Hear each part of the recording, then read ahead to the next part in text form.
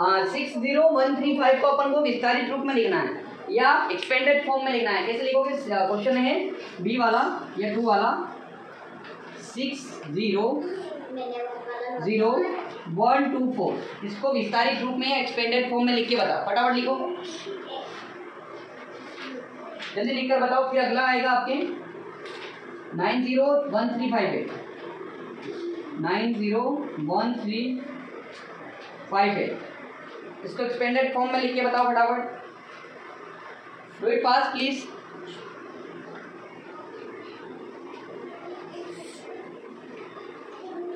आप लोगों में से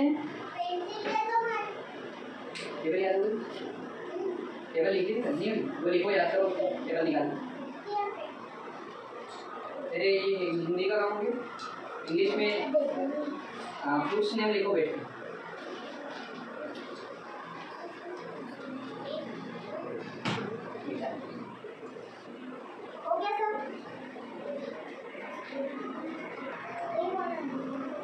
चलो अगला नंबर है 998534 फोर्थ वाला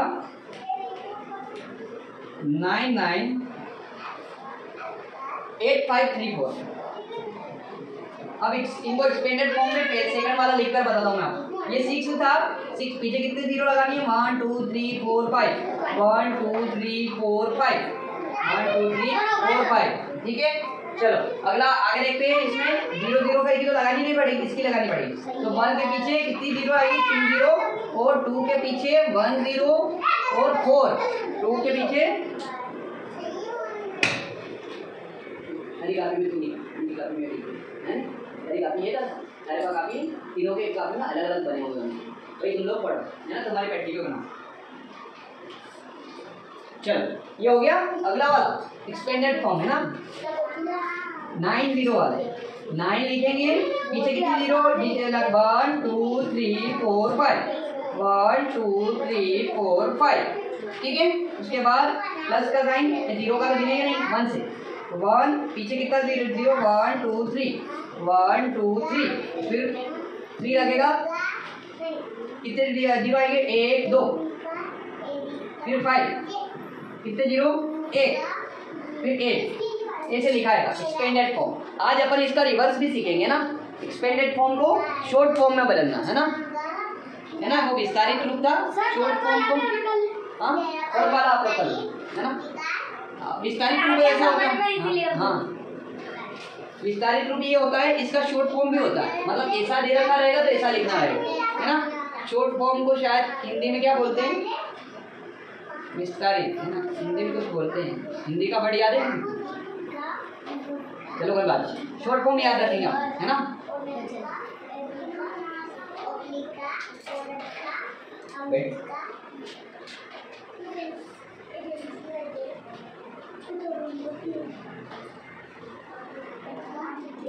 चलो अब लास्ट वाले का भी करके बता देता हूँ, देखना 9 से ना 9 पीछे कितनी जीरो आएगी? 1 2 3 4 5 1 2 3 4 5 प्लस अब वापिस 9 आएगा, कितने जीरो?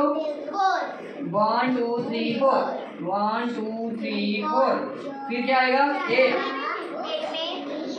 के पीछे कितने जीरो? 1 2 3 1 2 3 प्लस फिर 5 के पीछे कितनी जीरो? 2 फिर 3 के पीछे 1 और फिर लास्ट में 4। ये होता है एक्सपेंडेड फॉर्म। क्या होगा? Expanded form. ओके सही निकला। चलो अब इसका उल्टा करके देखते हैं है ना। कुछ वर्ड दूंगा उनको शॉर्ट फॉर्म में लिखना। ये उतार लिया आप लोगों ने?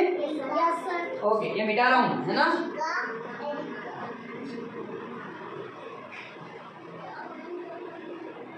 शॉर्ट टर्म को शायद संयुक्त बोलते हैं।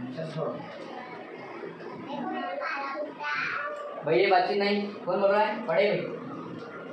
चलो अगला short form, right in short form. अगला क्वेश्चन है, ये आते हैं क्लास 5th में ना, क्लास 5th में मेन एग्जाम में आते हैं। राइट इन शॉर्ट फॉर्म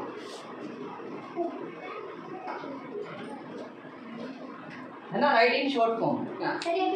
जैसे हाँ जैसे क्वेश्चन है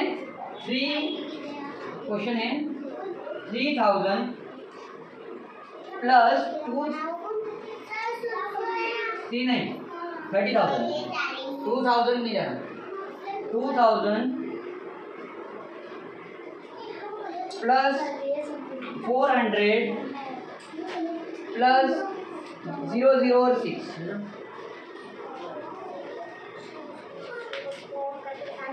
00 लिखने की जरूरत नहीं, 6 भी लिख सकते हो।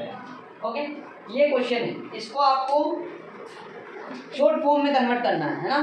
कैसे करोगे? शॉर्ट फॉर्म में कन्वर्ट करके बता देता हूँ। यहाँ से लेना है 1, यहाँ से 6 लिया, ठीक है।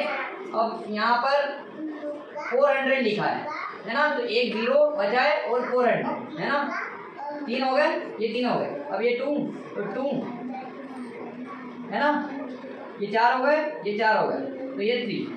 इसको अलग तरीके से लिख सकते थे आप लोग, ऐसा कर सकते थे 3000, ठीक है, 30,000 सॉरी 30,000, 2000, ठीक है, 4,000, 400 और 6, ऐसे करके इनको प्लस में भी लिख सकते थे। प्लस करेंगे तो कैसे होगा इसका देखना, 6 का 6, 0 का 0, 4 का 4, 2 का 2, 3 का 3, 3 2 4 0 6, ऐसा जवाब आएगा। ऐसे कर लेंगे आप। ओके, एक क्वेश्चन देता हूँ, देखें दूसरी बात, 8 पीछे 0 है, 1 2 3 4 5 6 0 है ना। उसके बाद अगला है 60,000, 6 के पीछे 1 2 3 4 5, 1 2 3 4 5, 5 0 है, फिर 0 0 छोड़ रखी है, और 10,000 है, और 705 आए। हाँ, कौन है?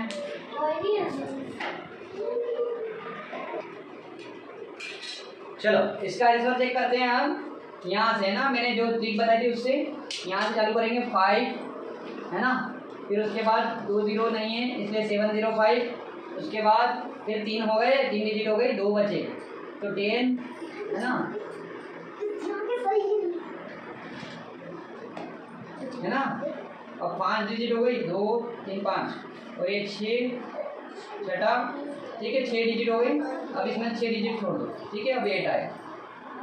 ये कैसे आया वो अभी बताता हूँ, है ना। यहाँ पे जो डिजिट लिखी हुई थी वो इधर लिखो, 8 2 0 फिर 2 0 फिर 2 0, 6 0 थी।